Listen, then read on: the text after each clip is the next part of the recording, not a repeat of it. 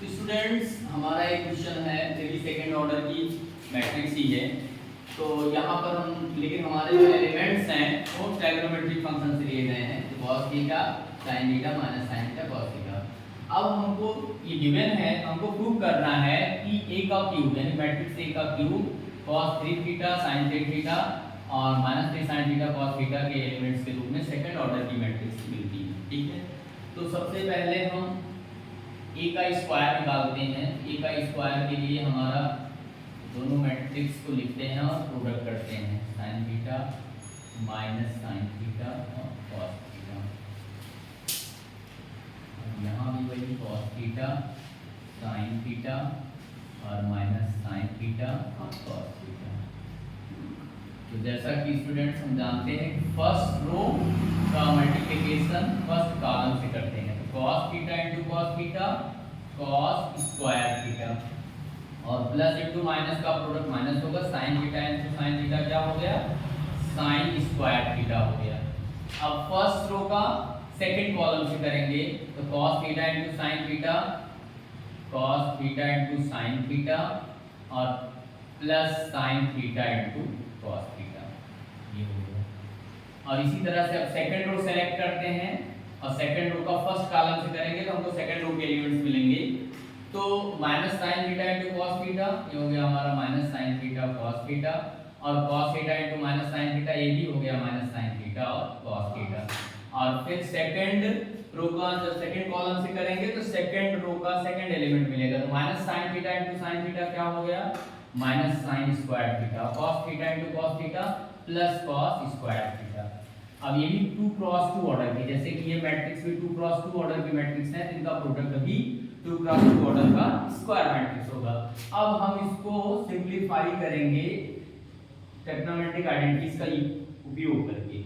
तो जैसा कि हमको पता है फार्मूला मैंने आपको बताया था कि cos 2 थीटा के 4 फार्मूले होते हैं, इसमें से एक फार्मूला ये भी है cos 2 थीटा बराबर cos square theta minus sin square theta, यानी इसके प्लेस पर हम क्या लिख सकते हैं cos 2 थीटा। और आपको ये अगर इसको हम लिखें तो क्या लिख सकते हैं 2 sin थीटा cos थीटा। ये क्या है भाई, cos theta into sin theta या sin theta into cos theta एक ही है, जो कि मल्टीप्लिकेशन कम्प्लीटिव होता है। तो इसको जब जोड़ लेंगे पूरा तो ये क्या हो जाएगा 2 sin थीटा cos थीटा और 2 sin थीटा cos थीटा क्या होता है sin 2 थीटा होता है, sin 2 थीटा होता है। इसी तरह से यहाँ जब हम माइनस कॉमन ले लेंगे तो ये भी sin 2 थीटा हो जाएगा। बोलो बच्चों, ये माइनस साइन के साथ सेम चीज जुड़ रही है, ये भी माइनस साइन थीटा हो जाएगा और ये भी केवल आगे पीछे हुआ है, cos square theta minus sin square theta ही है। ठीक है, इसकी जगह हम क्या लिख सकते हैं, हम इसकी जगह cos 2 थीटा लिख सकते हैं। तो इस तरह से हमको a स्क्वायर की वैल्यू मिल गई। अब हमको लाना लेकिन है a का क्यूब, तो इसके लिए क्या करना पड़ेगा, a स्क्वायर को अगेन a से मल्टीप्लाई करना पड़ेगा, a स्क्वायर को अगेन a से मल्टीप्लाई करना पड़ेगा। a का क्यूब बराबर क्या होगा, a का स्क्वायर इनटू a, तो a स्क्वायर का वैल्यू क्या है cos 2 थीटा और sin 2 थीटा और यहाँ पर माइनस sin 2 थीटा और यहाँ पर आपका cos 2 थीटा। अब लेकिन इसके साथ a की वैल्यू हमारा क्या है cos थीटा sin थीटा और sin थीटा और यहाँ पे cos थीटा, सॉरी यहाँ माइनस होगा। ठीक, तो अब इन दोनों का जब हम मल्टीप्लिकेशन करेंगे तो वही रूल तो वही काम करेगा, फर्स्ट रो का फर्स्ट कॉलम से तो फर्स्ट एलिमेंट मिलेगा, तो cos 2 theta into cos theta, ये हो जाएगा cos 2 theta into cos theta. और अब फर्स्ट रो का फर्स्ट कॉलम के साथ cos 2 theta into cos theta और minus sin 2 theta sin 2 theta into sin theta, sin 2 theta into sin theta. ठीक है, और अब यहाँ पे फिर क्या हो गया ये आपका, फिर फर्स्ट रो का सेकंड कॉलम से मल्टीप्लाई करेंगे, फर्स्ट रो का सेकंड कॉलम तो cos 2 थीटा sin थीटा, यहाँ क्या हो जाएगा cos 2 थीटा sin थीटा और sin 2 theta plus sin 2 theta और cos थीटा, ये हो गया हमारा, ये कंप्लीट हो गया। अब जब सेकंड रो का मल्टीप्लिकेशन हम करेंगे फर्स्ट कॉलम से तो सेकंड रो का फर्स्ट एलिमेंट मिलेगा, तो minus sin 2 theta into cos theta क्या हो जाएगा minus sin 2 theta into cos theta और फिर cos थीटा इनटू ये भी वही है minus cos theta into sin theta cos 2 theta into sin theta. अब सेकंड रो का सेकंड कॉलम से करेंगे तो sin 2 थीटा माइनस में sin 2 theta into sin theta और फिर cos 2 theta plus cos 2 theta into cos theta plus cos 2 theta into cos theta. तो इस तरह से हमारा सेकंड ऑर्डर मैट्रिक्स। इसी को सिंपलीफाई कर लीजिए बच्चों। तो यहाँ पर आप देखेंगे तो ये क्या है, cos a cos b minus sin a sin b।